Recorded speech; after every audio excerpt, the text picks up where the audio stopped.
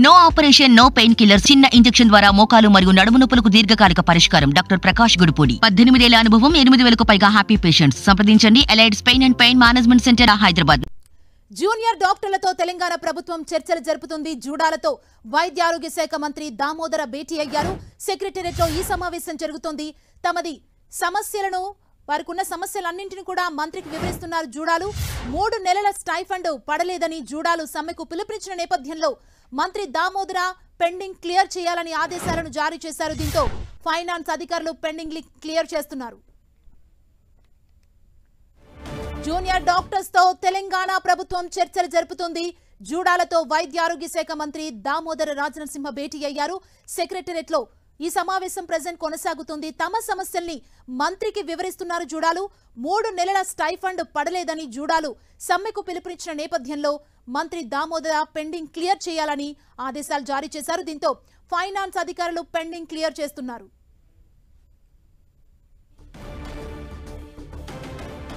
Secretariat లో present జూడాలతో సమావేశం కొనసాగుతోంది. మంత్రికి వారి సమస్యలన్నీ వివరించే ప్రయత్నం చేస్తున్నారు జూడాలు. తాము ఎదుర్కొంటున్న సమస్యలు ముఖ్యంగా స్టైఫండ్ గత 3 నెలల నుంచి వారికి పడట్లేదంటూ కూడా ఈ సమ్మెకు పిలుపునివ్వడం జరిగింది. ఈ నేపథ్యంలోనే మంత్రి పెండింగ్ ని క్లియర్ చేయాలంటూ కూడా ఆదేశాలను జారీ చేశారు. పెండింగ్ లో ఈ 3 months స్టైఫండ్ ఏదైతే క్లియర్ చేయలేదో అదంతా క్లియర్ చేయాలంటూ అధికారులను ఆదేశించడం జరిగింది. ప్రెజెంట్ జూనియర్ డాక్టర్స్ తో తెలంగాణ ప్రభుత్వం చర్చలు జరుపుతోంది. మరింత సమాచారం మా ప్రతినిధి కరుణాకర్ అందిస్తారు. కరుణాకర్. వైద్య ఆరోగ్య శాఖ మంత్రి దామోదర రాజనరసింహతో జూనియర్ డాక్టర్ల సమావేశం ప్రారంభమైంది. సమావేశం అరగంట నుంచి కొనసాగుతున్న పరిస్థితిని మనం చూస్తున్నాం. చాలా రోజులుగా జూనియర్ డాక్టర్లు తమ డిమాండ్ల నెరవేరిన నేపథ్యంలో ప్రభుత్వం నిర్లక్ష్యంగా వ్యవహరిస్తుందని చెప్పి వాళ్ళు కొంత ఆవేదన వ్యక్తం చేస్తూ వస్తున్నారు. ఈ నేపథ్యంలోనే ఈరోజు జూనియర్ డాక్టర్లు సమ్మెకు కూడా పిలుపునిచ్చిన నేపథ్యం కాబట్టి వైద్య ఆరోగ్య శాఖ మంత్రి ఈరోజు జూనియర్ డాక్టర్లతో ప్రత్యేకంగా సమావేశమయ్యారు. 3 నెలల స్టైఫండ్తో పాటు మిగతా డిమాండ్స్ నెరవేర్చేందుకు పూర్తి స్థాయిలో వారితో చర్చలు జరుపుతున్నారు. సాధ్యమైనంత వరకు ఈ రోజు చర్చలు సఫలీకృతమైతే సమ్మె విరమించే అవకాశం కనిపిస్తుంది. జూనియర్ డాక్టర్స్ తో తెలంగాణ ప్రభుత్వం ఇమ్మీడియట్ గా రియాక్ట్ అయ్యి వాళ్ళని పిలిపించి మరీ చర్చలు జరుపుతుంది. అంటే వాళ్ళ సమస్యలకు కొలిక్కొచ్చినట్లే అనుకోవచ్చా? ఎందుకంటే 3 months స్టైఫండ్ ఏదైతే ఉందో అది ఇవ్వాలంటూ కూడా అధికారులకు మంత్రి ఆదేశించినట్లు మనకు సమాచారం అందుతుంది కదా. అంటే వారి సమస్య కొలిక్కొచ్చినట్లు అనుకోవచ్చా?